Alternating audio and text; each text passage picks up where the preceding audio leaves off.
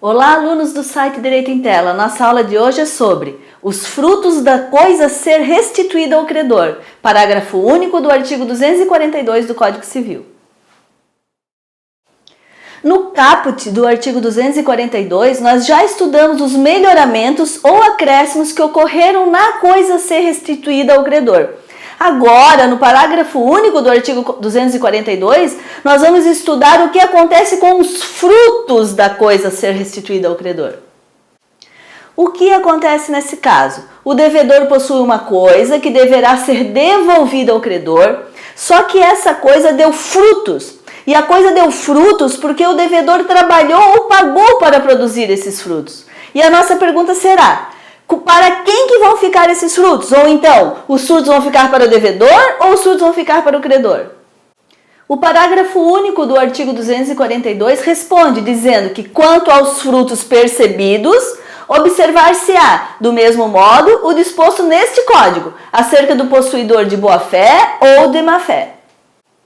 Então, analisando o artigo 242, primeiramente devemos saber se o devedor era de boa-fé ou se o devedor era de má-fé. Se o devedor era de boa-fé, nós vamos aplicar o disposto no artigo 1214 do Código Civil. E se o devedor era de má-fé, nós vamos aplicar o artigo 1216 do Código Civil. Vamos começar estudando o devedor de boa-fé, previsto no artigo 1214 do Código Civil.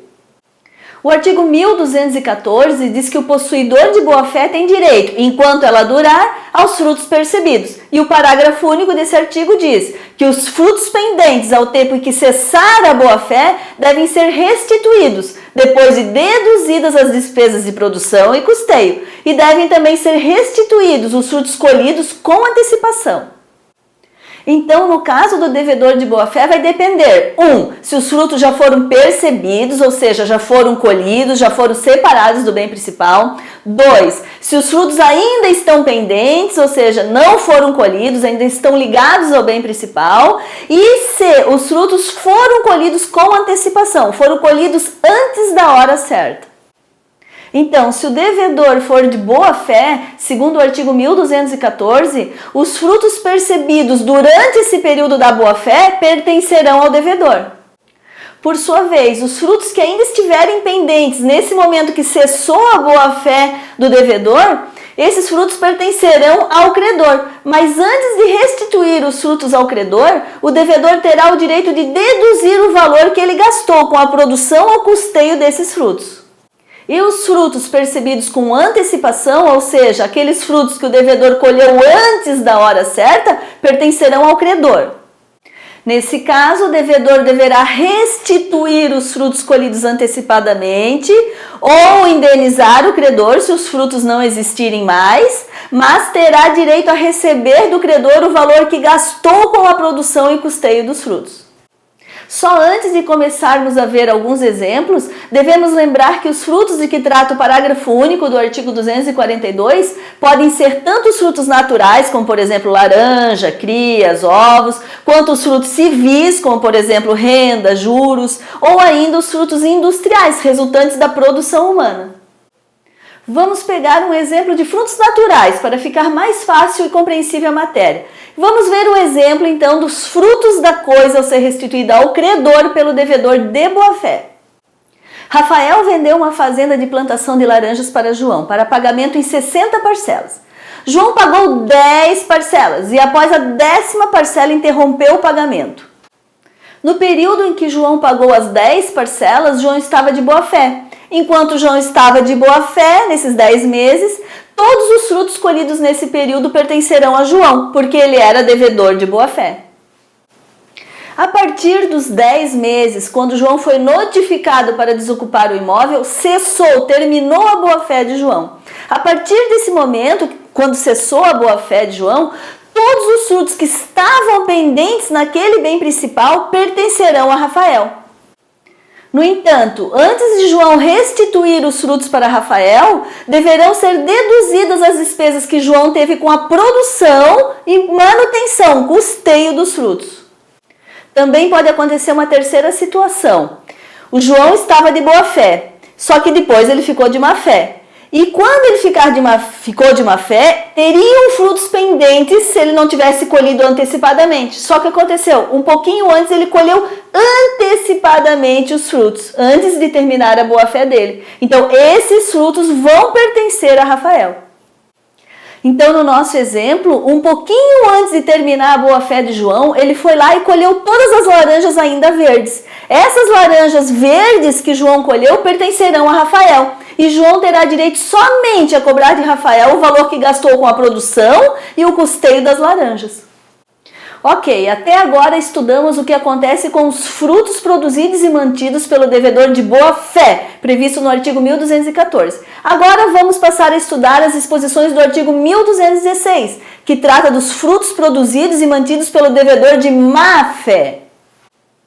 Diz o artigo 1216, o possuidor de má fé responde por todos os frutos colhidos e percebidos, bem como pelos que, por culpa sua, deixou de perceber desde o momento em que se constituiu a má-fé. E o possuidor de má-fé tem direito às despesas da produção e custeio. Vamos voltar à nossa pergunta inicial. A quem pertencem os frutos produzidos e mantidos agora pelo devedor de má-fé? O artigo 1216 determina que os frutos produzidos pelo devedor de má-fé pertencem sempre ao credor da coisa. Então, se o devedor de má-fé colher esses frutos que pertencem ao credor, ele deverá entregar ao credor os frutos colhidos, ou então indenizar o credor se esses frutos colhidos já não existirem mais. E nesse caso, o único direito do devedor de má-fé será receber do credor as despesas de produção e custeio, ou seja, o que ele gastou para produzir e manter os frutos, mas não terá direito aos frutos em si. Ainda, o artigo 1216 diz que se o devedor de má-fé, por culpa sua, foi culpa dele, deixou de perceber alguns frutos, ele também será responsável pelo que ele deixou de perceber. Então, nesse caso, como os frutos pertencem ao credor, o devedor deverá indenizar os frutos que o credor deixou de receber por culpa do devedor. E o devedor, por sua vez, apenas terá direito a receber o valor das despesas que teve. Vamos utilizar o mesmo exemplo que nós utilizamos antes, só que agora para o devedor de má-fé. Então, João comprou a fazenda de Rafael e a partir da 10ª parcela, João interrompeu o pagamento da fazenda. Rafael notificou João para desocupar o imóvel, sendo que após a notificação, João passou a ocupar o imóvel de má-fé. Durante esse período que João estava ocupando a fazenda de má-fé, João colheu vários carregamentos de laranjas. Como João era devedor de má-fé, todos os frutos produzidos nesse período da má-fé pertencem a Rafael. E João somente terá direito a receber o valor que ele gastou com a produção e o custeio das laranjas. Ainda devemos lembrar a parte do artigo 1216, que diz que o possuidor de má-fé responde pelos frutos que por culpa sua deixou de perceber. Então, se nesse período da má-fé, João deixou os frutos apodrecerem no pé, as laranjas apodrecerem no pé, sem fazer a colheita, João deverá indenizar Rafael, pois João será responsável por esses frutos que deixou apodrecer, deixou de colher por culpa sua. Então, vamos concluir a nossa aula de hoje. Nos termos do artigo 1214 do Código Civil, no caso de restituição da coisa ao credor, se o devedor era de boa fé, os frutos percebidos pertencerão ao devedor enquanto durar a boa fé. No momento em que cessar a boa fé do devedor, todos os frutos pendentes pertencerão ao credor, mas este deverá antes indenizar o devedor por suas despesas. Já os frutos que foram colhidos antecipadamente pertenciam ao credor, por isso a ele devem ser devolvidos, e o devedor terá o direito apenas a receber pelas despesas que teve. Agora, nos termos do artigo 1216, no caso de restituição da coisa ao credor, se o devedor era de má fé, os frutos colhidos pertencerão ao credor, sendo que o devedor deverá devolver os frutos que colheu ou indenizar o credor. Nesse caso, o devedor terá direito a receber as despesas que teve. Também, os frutos que o devedor, por culpa sua, deixou de perceber, deverão ser indenizados ao credor, sendo que o devedor somente terá direito a receber as despesas que teve com a produção e o custeio dos frutos. Se você gostou dessa aula, curta o nosso vídeo, deixe o seu comentário, inscreva-se já no nosso canal e visite o site Direito em Tela.